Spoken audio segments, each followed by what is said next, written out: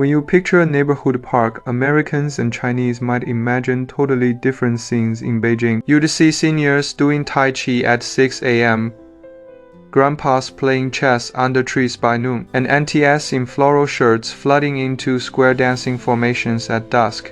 Meanwhile, New York parks have solo readers on benches, dog walkers lounging on grass, and street performers collecting tips in baseball caps. These contrasting snapshots reveal deeper cultural differences in lifestyle and community values. Let's start with park designs. Beijing's parks feel like stage showpiece as Take the Itaen Park's outer garden. It's 99.87% greenery with traditional pavilions, bamboo hidden badminton courts, and even trash cans shaped like ancient bronze vessels. IT follows China's scenery at every step, garden tradition. Covered walkways let seniors sing Peking opera rain or shine, while playgrounds sit next to exercise areas for multitasking parents. American parks like LA's Griffith Park keep things wild. Beyond basic swings and slides, you'll find open meadows and untouched woods. Americans value empty space for creativity like Western cuisine's minimalist plating versus Chinese food, artistic stacking. Functionally, Beijing parks act as community living rooms.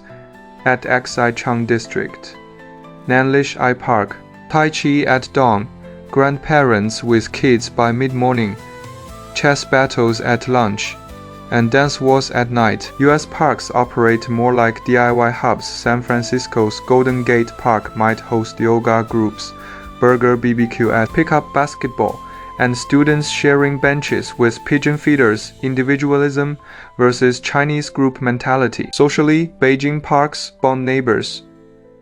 Auntie Zhang from Kiaoyang met her shopping crew through park choir practice. I didn't know my neighbors for 10 years. Now I learn everyone's business through square dancing. A circular dance plazas and chess tables encourage interaction. American parks foster parallel existence. Brooklyn's Mark knows every dog's name but not their owner's jobs. Thanks to solo swings and spaced-out picnic tables, safety perceptions differ sharply. Beijing parents play with kids past 10 p.m. under bright LED lights and security cameras.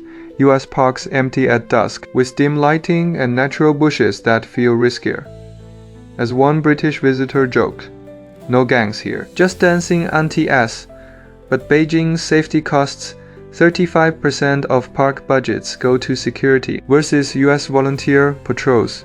Plants tell cultural stories. Beijing parks feature 87% local species like ginkgo s and pagoda trees for hometown feels. LA parks mix Japanese maples, Australian eucalyptus, and Mediterranean olives, a plant United Nations, mirroring immigrant roots. Watering methods differ too.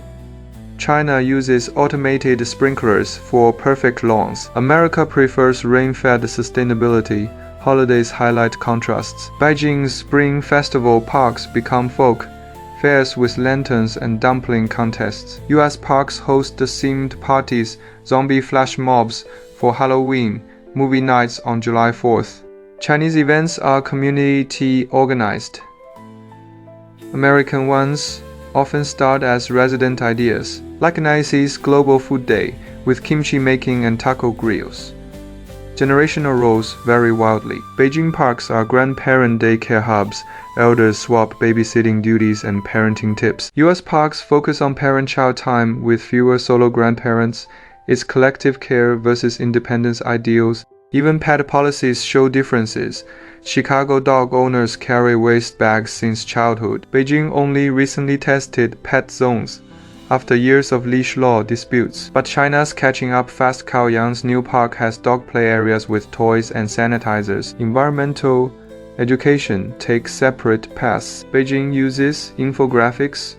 1 hectare of grass feeds 300 people's oxygen needs. US parks offer hands-on learning, building insect hotels in IYC or leaf scavenger hunts in Seattle. Disability access reveals social priorities.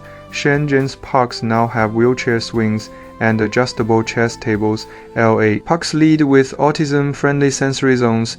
China's government-driven upgrades outpace America's grassroots efforts. Ultimately, it's about public space philosophy. Chinese treat parks as backyard extensions, doing Tai Chi in pajamas, eating home-cooked meals on stone benches. Americans maintain boundaries, picnicking on curated blankets but never in house clothes post-pandemic. Beijing's group dances return fast, while US parks still see more solo joggers. Interestingly, both sides are learning. Beijing added community gardens like us models. Seattle parks now have Tai Chi squares with imported Chinese flooring. The future. Hybrid spaces like Chengdu's park, where aunties grab Starbucks after dancing, or Nairobi's Flushing Meadow, where Chinese grannies teach Mexicans Tai Chi beside Korean BBQ tents. Comparing these parks is like holding up cultural prize. China's designed spaces build belonging but tame nature. America's wildness nurtures freedom but risks safety. There's no winner, just different answers to modern life. As a young Chinese environmentalist planting desert shrubs said, "The best parks help people belong without losing touch with nature." That balance, both nations are figuring out one Tai Chi move and jazz playlist at a time.